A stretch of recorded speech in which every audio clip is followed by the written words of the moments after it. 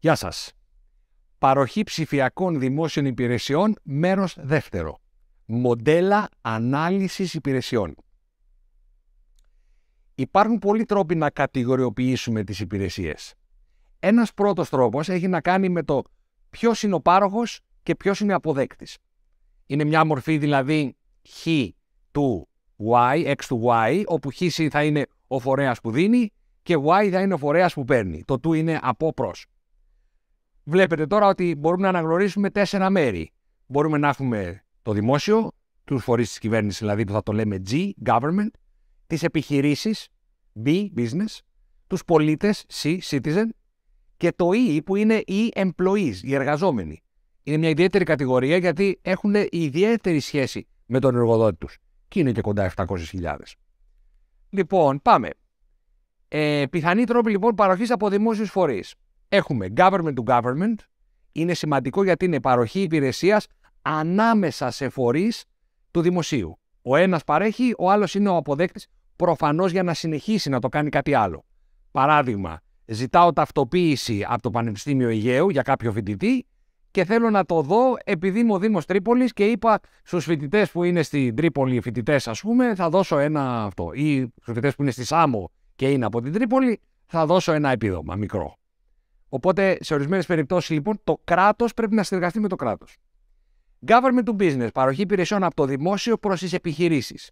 Πολύ σημαντικό. Παράδειγμα, ανανέωση της άδειας λειτουργίας μιας επιχείρησης. Ορισμένες επιχειρήσεις πρέπει να λάβουν συγκεκριμένες άδειες για να λειτουργούν. Government to citizen, παροχή υπηρεσιών από το δημόσιο προς πολίτες. Μεγάλη κατηγορία υπηρεσιών, ίσως οι περισσότερες, απονομή ενός επιδόματος, ας πούμε, σε μια ομάδα πολιτών. Και τέλος, government to employee, δηλαδή το δημόσιο παρέχει ως εργοδότης κάποια υπηρεσία στους εργαζομένους. Πολλές φορές δηλαδή χρειάζονται ειδικά portals υπηρεσιών γιατί είναι σημαντικές και αυτές οι υπηρεσίες που πρέπει σαν εργοδότης. Που έχει να κάνει με τις άδειες, με την καριέρα, με την αξιολόγηση, με τα δικαιώματα και ούτω καθεξής. Λοιπόν, αυτός είναι ο πρώτος χωρισμός που κάναμε. Government to business, business to business, business to government κτλ. Τώρα, πάμε να δούμε ένα δεύτερο πολύ σημαντικό επίπεδο ανάλυσης που έχει να κάνει με το επίπεδο αυτοματοποίησης. Δηλαδή, για να ξεκαθαρίζουμε γρήγορα αν μια υπηρεσία έχει φτάσει στο σημείο που θέλουμε να είναι, ορίσαμε επίπεδα αυτοματοποίησης. Από το 0 είναι μέχρι το 5 φτάνουν. Οπότε το 0 σημαίνει ότι κάποια υπηρεσία δεν έχει καν παρουσία στο διαδίκτυο. Δεν μπορώ να τη βρω. Υπάρχουν πάρα πολλές οι οποίες δεν παρέχονται ούτε καν αναφέρονται στο διαδίκτυο. Αλλά πρέπει να πας στο δημόσιο φορέα που τις υποστηρίζει για να τις πάρεις. Και πάντα θα σε καλέσουν να πας εκεί. Βάλτε με το μυαλό σας πόσες είναι. Λοιπόν, αυτό είναι το επίπεδο 0 όμως. Το επίπεδο 1 είναι σημαντικό γιατί τουλάχιστον παρέχεται υπηρεσία, πληροφοριακό υλικό, για τον τρόπο διεκπεραίωσης. Δεν σου λέμε έλα να σου δώσουμε το επίδομα, αλλά λέμε διάβασε εδώ. Σου λέω για την παρεχόμενη υπηρεσία, τα δικαιολογητικά, σου γράφω τους φορείς, τα βήματα. Πιθανώς πρέπει να σου πω για το χρόνο ολοκλήρωσης, τι σε περιμένει, αν υπάρχει κόστος, ποιο είναι το θεσμικό πλαίσιο. Βλέπετε, το επίπεδο 1 δεν είναι εύκολο, γιατί πρέπει να δώσεις αρκετά μεταδεδομένα. Περιγράφω δεν σημαίνει γράφω ένα τίτλο και από κάτω τίποτα. Επίπεδο 1 σημαίνει αυτό που βλέπουμε στον πίνακα. Φανταστείτε ότι η ανάρτηση και σωστή περιγραφή όλων των παρεχόμενων υπηρεσιών, είτε ψηφιακών είτε και χειρογραφικών, είναι υποχρέωση όλων των δημόσιων φορέων με βάση το εθνικό πλαίσιο λειτουργίας και την Ευρωπαϊκή Οδηγία Υπηρεσιών. Δηλαδή, σου λέει ανεξάρτητα την παρέχηση ή όχι ψηφιακά, εντάξει, δεν μπορείς ακόμα, είναι δύσκολο το πλαίσιο, δεν τα έχεις καταφέρει. Τουλάχιστον πρέπει να την περιγράφεις, ώστε ο πολίτης να μην χρειάζεται να ψάχνει μέσα σε τηλεφωνικά κέντρα πώς θα κάνω αυτό, να υπάρχει στο διαδίκτυο. Παράδειγμα, ας πούμε, μια τέτοια υπηρεσία από το site του Δήμου Αθηναίων, πιστωτικό γέννηση. Λέει ορισμένα βασικά βέβαια. Εδώ βλέπετε ότι η τήρηση του προτύπου δεν είναι εύκολη. Υπάρχει ο τίτλος, υπάρχει αρμόδια διεύθυνση, υπάρχει το τηλέφωνο, σημαντικά, υπάρχουν τα απαραίτητα δικαιολογητικά και από εκεί και πέρα υπάρχουν πληροφορίες. Αυτά βέβαια εξελίσσονται συνεχώς. Το συγκεκριμένο πιστωτικό γέννησης πια δίδεται κεντρικά από το Εθνικό Δημοτολόγιο και έχουμε φτάσει σε ένα καλύτερο σημείο. Αλλά βλέπουμε ένα παράδειγμα πώς μπορεί να γίνει αυτή η περιγραφή. Τώρα, υπάρχει ένα δεύτερο επίπεδο που μοιάζει με το επίπεδο 1, γιατί παρέχει απλώς επιπλέον πληροφοριακό υλικό. Πάλι δεν μπορείς να κάνεις τη δουλειά σου. Πάλι πρέπει να πας εκεί. Αλλά με αυτόν τον τρόπο γλιτώνεις τουλάχιστον πιθανά κόστη επίσκεψης να πας και να ξανάρθεις. Δηλαδή, βλέπετε εδώ στο Υπουργείο Μεταφορών είναι μια υπηρεσία μπλα μπλα μπλα. Στο τέλος υπάρχει το απαιτούμενο έντυπο που πρέπει να έχεις γεμίσει, οπότε να μην έρχεσαι και να σου λείπει κάτι και να ξανάρχεσαι. Αλλά μέχρι εδώ βέβαια το εύκολο επίσης είναι ότι τις παρέχουμε χωρίς να χρειάζεται ταυτοποίηση του χρήστη.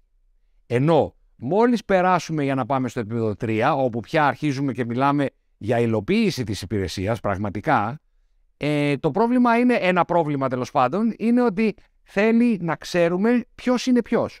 Και πολλοί δημόσιοι φορείς έχουν πρόβλημα. Σήμερα βέβαια στην Ελλάδα υπάρχουν η ταυτοποίηση που είναι ένας μηχανισμός έτσι και έτσι, αλλά τέλος πάντων υπάρχει μια ταυτοποίηση με τους κωδικούς του τάξης, που είναι το φορολογικό μας μητρό και με βάση αυτή την ταυτοποίηση μπορούμε να μπαίνουμε σε πολλά δημόσια sites. Αλλά υπάρχουν πάρα πολλά sites και πάρα πολλές υπηρεσίες που ακόμα δεν έχουν καταφέρει να φτάσουν στο επίπεδο 3, όπου ουσιαστικά τι είναι, ζητάς ηλεκτρονικά, λαμβάνεις όμως, όχι σε ένα δευτερόλεπτο, μπορείς να λάβεις είτε και με επίσκεψη στο φορέα, αλλά τουλάχιστον μπορείς να υποβάλεις την αίτηση. Εδώ βλέπουμε από το παλιό GovGR, τον Ερμή, η αμέσως προηγούμενη έκδοση δηλαδή, που για να πάρουμε πιστοποιητικό υγιεινής κατάστασης έπρεπε να κάνουμε την αίτηση και μετά ερχόταν στο σπίτι μας τέλος πάντων στην επόμενη μέρα. Και κάποια στιγμή ερχόταν όλο και πιο γρήγορα μέχρι που πια έχει φτάσει η συγκεκριμένη υπηρεσία να δίνεται πλήρως ηλεκτρονικά. Σε επίπεδο δηλαδή 4. Το επίπεδο 4 είναι, αν θέλετε, το βασικά θεμιτό, είναι το στοχευόμενο για όλες τις δημόσιες ψηφιακές υπηρεσίες. Έτσι, είναι ένας δρόμος δύσκολος, γιατί περιλαμβάνει πλήρη αυτοματοποίηση, δηλαδή πρέπει να μπορεί πια στο επίπεδο 4 να παρέχεται άμεσα και μόνο με ψηφιακή παρουσία. Ξεκινήσαμε, βλέπετε, το 2021, είχαμε περίπου 80 υπηρεσίες σε επίπεδο 4, σε σύνολο περισσότερων των 2.000 υπηρεσιών προς πολίτες και επιχειρήσεις στο τότε GovGR. Σήμερα είναι 2023, έχουμε προχωρήσει, έχουμε περάσει τις 100, φτάνουμε τις 200 και συνεχώς. Αλλά βλέπετε είναι ένας δρόμος δύσκολος, γιατί περιλαμβάνει την πλήρη αυτοματοποίηση και κατάργηση κάθε ανθρώπινης ύπαρξης και ανάγκης για άνθρωπο ουσιαστικά στη διαδικασία. Οπότε είναι αυτό που λέμε, αυτή είναι η καρδιά του ψηφιακού μετασχηματισμού. Να πάρεις αυτές τις 2.000, 3.000, 4.000 υπηρεσίες, να τις ξεδιαλέξεις ποιες είναι σημαντικές και χρήσιμες και αυτές που είναι σημαντικές και χρήσιμες να τις κάνεις πλήρως ψηφιακά. Ακόμα και αν είναι άδεια οικοδομής ή δύσκολες δηλαδή που έχουμε ακόμα με πολύ χειρογραφικό τρόπο. Βλέπουμε παράδειγμα υπηρεσία στο επίπεδο 4, που είναι υπηρεσία η οποία πια παρέχεται, όπως λέμε, σε ένα stop, σε μία στάση και πλήρως ψηφιακά, σε ένα δευτερόλεπτο. Αυτό είναι το διαφορετικό στοιχείο. Τώρα, το 4 είναι το τέλος. Για τα περισσότερα πράγματα ναι, αλλά υπάρχει ένα επίπεδο που το λέμε επίπεδο 5, στο οποίο ο πάροχος φροντίζει η υπηρεσία να παρέχεται πολύ εύκολα πια, χωρίς να είναι απαραίτητη η αίτηση. Δηλαδή, ήδη παρέχεται κάπως η υπηρεσία, ετοιμάζεται για σένα και τελικά εσύ πατάς ένα ναι.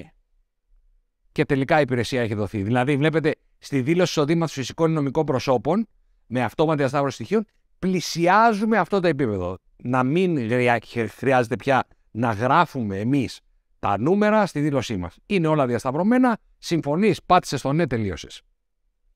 Λοιπόν, να δούμε ένα παράδειγμα πώς πάμε από το ένα επίπεδο στο άλλο. Φανταστείτε, η υπηρεσία έκδοσης διαβατηρίου είναι στην Ελλάδα σήμερα, πηγαίνει από το επίπεδο 2 στο 3, αν θέλετε κάπου. Δηλαδή δεν μπορείς να πάρεις διαβατήριο από το σπίτι σου. Θα πρέπει να πας στο αστυνομικό τμήμα. Κάποια στιγμή ήταν έτσι, επειδή δεν είχαμε πετύχει την οποιαδήποτε διαλειτουργικότητα, δηλαδή είμαστε κάπου ανάμεσα σε αυτό και στο επόμενο στάδιο, θα δείτε. Πρέπει να προσκομίσεις αριθμό δελτίου ταυτότητας, δελτίου αστυνομικής ταυτότητας, το ψηφιακό γέννηση πια διασταυρώνεται αυτόματα, φωτογραφίες, έτσι υπάρχει ένα παράβολο που δεν χρειάζεται πια να τα αγοράσεις από το περίπτερο, τουλάχιστον, αλλά πρέπει να μπεις σε ένα site, να το τυπώσεις, να το πληρώσεις και να το έχεις μαζί σου. Πρέπει να βγάλεις φωτογραφίες ακόμα. Πρέπει να κάνεις αίτηση εκεί. Πρέπει να περιμένεις τον γκισέ στην αστυνομία, 2 φορές μάλιστα. Πρέπει να δώσεις μετρητά. Πρέπει. Έχεις να κάνεις ορισμένα πραγματάκια, όπως βλέπετε. Θα σου κοστίσει γύρω στα 95 ευρώ με τις φωτογραφίες, αλλά το κυριότερο θα σου κοστίσει ένα δεκάωρο. Μπορεί να σου κοστίσει και ένα δεκάωρο. Δηλαδή, να πας να βγάλεις φωτογραφίες, να γυρίσεις, να πας πρώτη φορά στο αστυνομικό, δεύτερη, να πάρεις, να δώσεις το παλιό κτλ. Να πας να το πάρεις. Έχει ένα κόστος. Τώρα, πόσο είναι αυτό το κόστος, εξαρτάται σε ποια φάση βρίσκεσαι και πού είσαι. Δηλαδή, αν σε παίρνει από τη δουλειά σου και είσαι ο πρωθυπουργός της χώρας, έχει ένα συγκεκριμένο κόστος για τη χώρα, αν θέλετε, ολόκληρη. Έτσι, και επειδή αυτό γίνεται συνεχώς και για πάρα πολύ κόσμο, προσπαθούμε να το αυτοματοποιήσουμε. Φανταστείτε, δηλαδή, θα μπορούσε να είμαστε κάπου εδώ. Τώρα δεν έχουμε φτάσει ακόμα εδώ, στο επίπεδο 4. Ξέρετε, μας ξέρει η αστυνομία, το Υπουργείο Δημόσιας Τάξης, Προστασίας του Πολίτη. Ξέρει ποιοι είμαστε. Ξέρει το παλιό διαβατήριο στο 90% των περιπτώσεων. Τα ξέρει όλα. Μπορούμε να του δίνουμε τη συγκατάθεση για την τράπεζα, έτσι. Μπορεί να του βγάζουμε ηλεκτρονικές φωτογραφίες και να τις ανεβάζουμε, χωρίς να τις κουβαλάμε σε χαρτιά. Άλλο παράδοξο αυτό. Και τελικά να κάνουμε τη δουλειά μας αρκετά γρήγορα. Έτσι. Φανταστείτε ότι σήμερα υπάρχει το παράδοξο της φωτογραφίας. Προσέξτε. Πάμε στον φωτογράφο, μας φωτογραφίζει ψηφιακά. Οπότε μας περνάει από αναλογικό σε ψηφιακό. Ωραία, μας έβαλε ψηφιακά. Τι κάνει τώρα, τις τυπώνει, τις μετατρέπει πάλι σε αναλογικό, μας βάζει σε ένα φάκελο. Πάμε εμείς στην αστυνομία. Τις δίνουμε στην αστυνομία, στο φάκελο, αναλογικό, τις παίρνει η αστυνομία, τις σκανάρει πάλι και τις ξαναβάζει. Προφανώς εδώ υπάρχει λάθος. Έτσι. Θα έπρεπε να γίνεται, ήδη σε ορισμένες χώρες της Ευρώπης γίνεται. Φωτογράφος φωτογραφίζει, στέλνει τα αρχεία, τελειώσαμε, είναι εκεί, τυπώθηκε ήδη. Στο βαθμό που χρειάζεται να είναι τυπωμένο, γιατί σε λίγο θα σταματήσει να χρειάζεται και να είναι και τυπωμένο, πιστέψτε με. Κάτι σημαντικό, δεν ανάγκη εγώ να θυμάμαι κάθε φορά πότε λύγει το διαβατήριό μου. Το κράτος ξέρει. Άρα μου λέει, έρχεται ένα μήνυμα στο email μου κάποια μέρα, αυτό είναι το επίπεδο 5, και λέει: το διαβατήριό σας, κύριε Χαραλαμπίδη μου, λύγει σε 15 μέρες. Θέλετε καινούριο, 75 ευρώ. Μόλις πείτε ναι, θα τα πάρω εγώ από την τράπεζα, μην ανησυχείτε. Τα έχω όλα τα στοιχεία σας, ξέρω. Δώστε μου εσείς το ναι, και μετά να είστε εκεί για να κάνουμε μια απλή ταυτοπροσωπεία κάποια μέρα της εβδομάδας, ένα ραντεβού στο σπίτι σας, να σας το στείλουμε κτλ. 75, θέλετε και 5 το courier, ναι. Αλλά το σημαντικό είναι ότι ο χρόνος ξαφνικά έγινε 0. Γιατί ούτε χρειάζεται να ξέρω πότε λύγει, ούτε χρειάζεται να κάνω τίποτα. Λοιπόν, εκεί θέλουμε να πάμε. Προς το παρόν, τι κάνουμε, στοχεύουμε. Δηλαδή, στην Ευρωπαϊκή Ένωση, φανταστείτε, έχουμε ξεκαθαρίσει τις 20 σημαντικές υπηρεσίες για πολίτες και επιχειρήσεις. Το έχουμε κάνει αυτό από το 2010, φανταστείτε. Και κυνηγάμε αυτές τις βασικές υπηρεσίες. Σε αυτό το επίπεδο που βλέπουμε δεξιά, που λέει target level, 5-5-5-4-4-4, βλέπετε, είναι το επίπεδο που οι πρώτες χώρες στην Ευρώπη, πες με Δανία, πες με Νορβηγία, πες με Εστονία λίγο παλιότερα, πλησιάζουν ή έχουν ήδη φτάσει πια. Δηλαδή, βλέπετε, income tax είναι η φορολόγηση εισοδήματος. Δεν πρέπει να υπάρχει άλλο επίπεδο εκτός από το 5. Πρέπει να είναι προσυμπληρωμένα όλα, απλώς να τα βλέπουμε και να λέμε ναι. Κάποια στιγμή θα βαρεθούμε και να λέμε ναι, θα λέμε πάρτε και το φόρο μόνοι σας και τελειώστε. Έβρεση εργασίας. Είμαστε πάρα πολύ πίσω στην Ελλάδα σε αυτό, στο να γίνεται ψηφιακά όλη η δουλειά.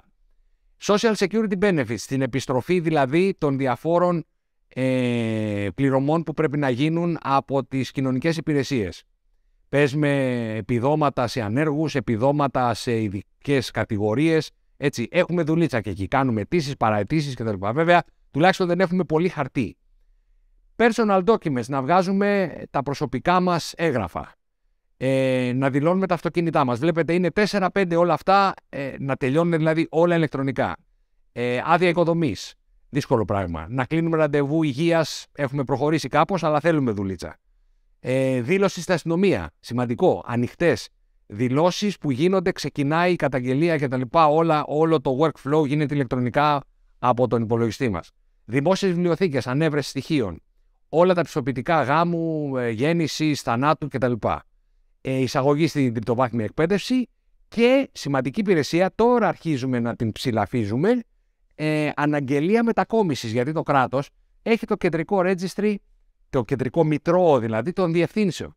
Οπότε όταν αλλάζει σπίτι, κάνεις τη δήλωση εκεί, στις ευνομούμενες χώρες της Ευρώπης, και μετά Όλοι οι υπόλοιποι, επειδή ισχύει το once only principle, παίρνουν γραμμή από αυτή την αλλαγή.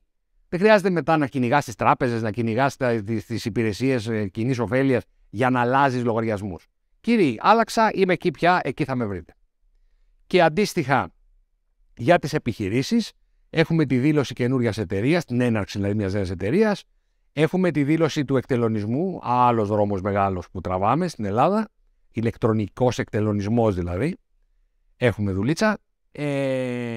Οτιδήποτε έχει να κάνει με περιβαλλοντικούς ελέγχους και αντίστοιχες άδειες, το φόρο προστιθέμενης αξίας, τις δημόσιες προμήθειες, μεγάλο ζήτημα και εκεί, έχουμε δουλειά.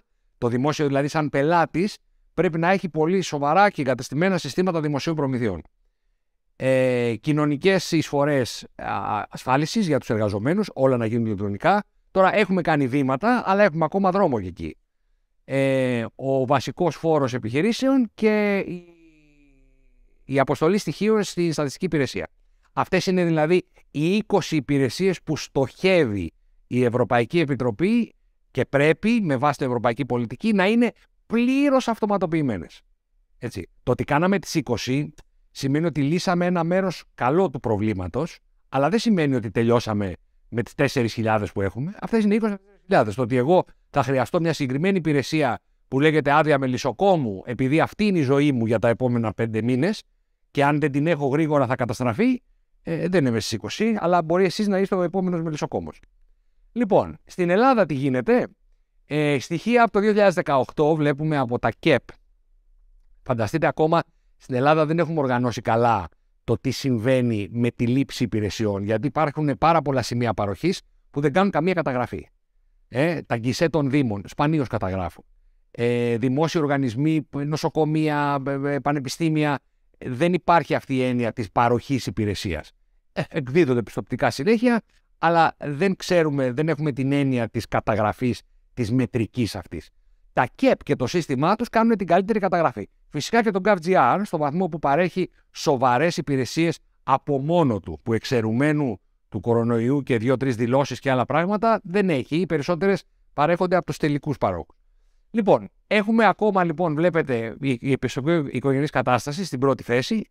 Ο ΑΕΔ, δήλωση εγγραφή στον ΟΑΕΔ, ηλεκτρονικό παράβολο, πολύ σημαντικό. Βλέπετε, ό,τι είναι άσπρο δεν θα έπρεπε καν να υπάρχει σαν υπηρεσία. Δηλαδή, με λίγο μπλε χρώμα έχω χρωματίσει τις υπηρεσίες που πραγματικά ανήκουν στις σημαντικές υπηρεσίες της Ευρωπαϊκής Ένωσης. Εδώ δεν μας λέει πουθενά για πιστοποιητικά και για ηλεκτρονικό παράβολο και για αντίγραφα ποινικού μητρώου. Ξέρεις ποιος είμαι. Γιατί να πρέπει να παίρνω αντίγραφο εγώ και να στο φέρνω? Τι χρειάζεται το αντίγραφο ποινικού μητρώου? Για να το πάμε στο δημόσιο. Γιατί? Για να αποδείξουμε σε κάποιο δημόσιο οργανισμό ότι είμαστε ποινικώς τέλος πάντων μη κολλασμένοι. Οκ.